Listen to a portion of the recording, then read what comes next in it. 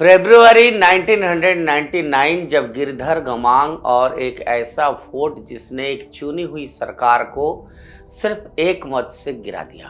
फरवरी 1999 में गिरधर गमांग उड़ीसा के मुख्यमंत्री बने। गमांग मुख्यमंत्री भी बने रहे और सांसद भी, यानी ये कुर्सी काफी नहीं थी, दो कुर्सियां का सुख जरूर था।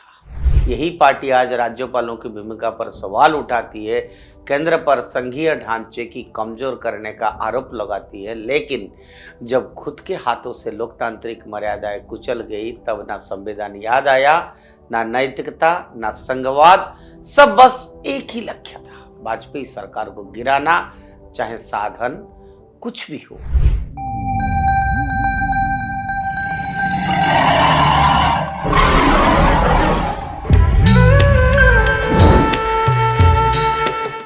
नमस्कार, उदय इंडिया डिजिटल में आप सबका बहुत बहुत स्वागत है। मैं हूं दीपक कुमार रथ और आज इंडिया थिंक्स में आपको बताना चाहते हैं कि भारतीय राजनीति में नैतिकता का कितना मूल्य है आज और कौन कितना नैतिकता की राह पर चल रहा है, आज उस पर चर्चा करेंगे।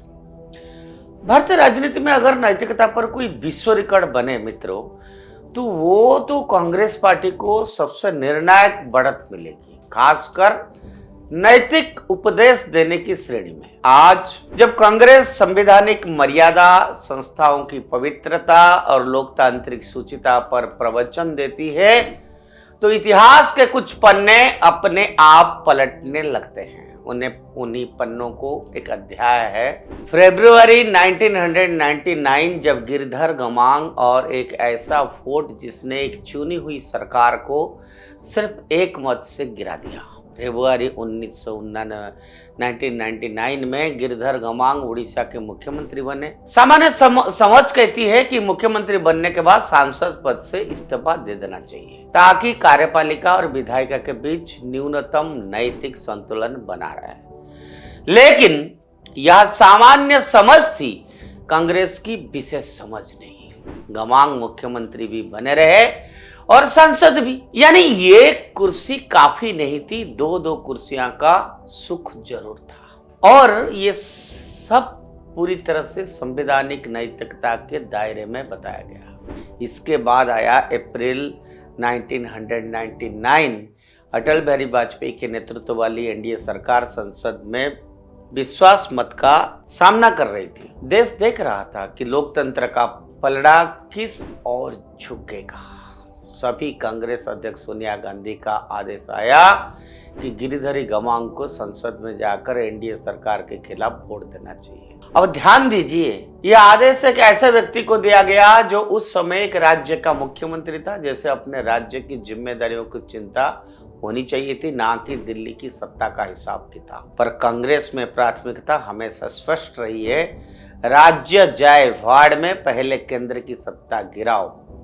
गमांग दिल्ली पहुंचे, संसद में बैठे और वोट डाला। नतीजा क्या हुआ?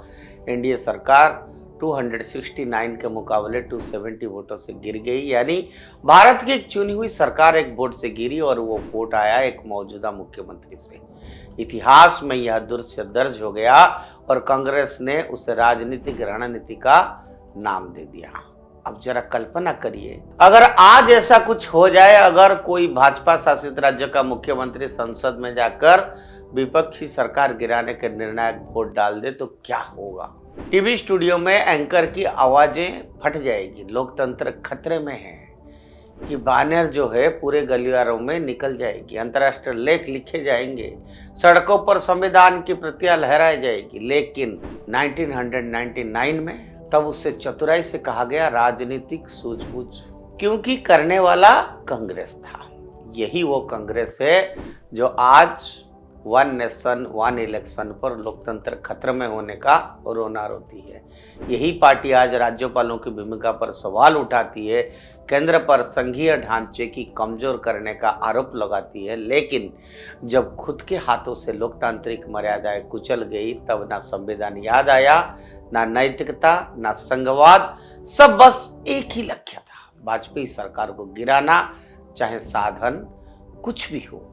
सबसे दिलचस्प बात यह है कि कांग्रेस आज भी उस घटना पर शर्मिंदा नहीं दिखती, ना कोई माफी, ना कोई आत्मचिंतन, उल्टे नैतिकता का ठेका आज भी उसी पार्टी के पास है। इतिहास उनके लिए कोई आईना नहीं बल्कि एक ऐसा दस्तावेज है जिसे सुविधानुसार तोड़ा जा सकता है, छिपाया जा सकता है या भुलाया जा सकता है। गिरधर गोमांग का ये एक वोट सिर्फ एक सरकार नहीं गिरा गया था, उसने कांग्रेस की राजनीति की असल आत्मा को भी उजागर किया था। सत्ता के लिए नियम लचीले है, नैतिकता विकल्प है और उपदेश हमेशा दूसरे के लिए है। इसलिए जब भी कांग्रेस आज नैतिकता की बात करे तो 99 की संसद, एक मुख्यमंत्री और एक निर्णायक वोट को याद कर लेना चाहिए, क्योंकि लोकतंत्र में सबसे खतरनाक चीज विपक्ष का नहीं होता है बल्कि वो पाखंड होता है जो खुद को नैतिकता का संरक्षक बनाता है। कांग्रेस को भले भांति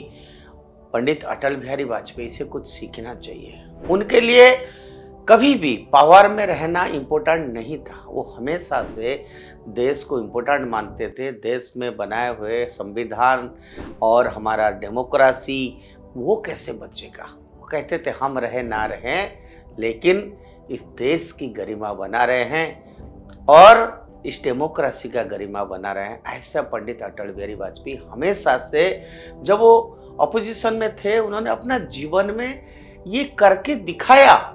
वो कभी भी इस तरह से घिनौना हरकतें नहीं की हैं। उन्होंने अपोजिशन को भी दोस्त बनाया है। अपोजिशन जब भी भारत के लिए कोई, भारत के इंटरेस्ट में कोई भी कदम उठाता था तो अटल बिहारी वाजपेयी उनके साथ देते थे, क्योंकि यहाँ राजनीति देश के लिए या समाज के लिए किया जाता है और ये होना भी चाहिए।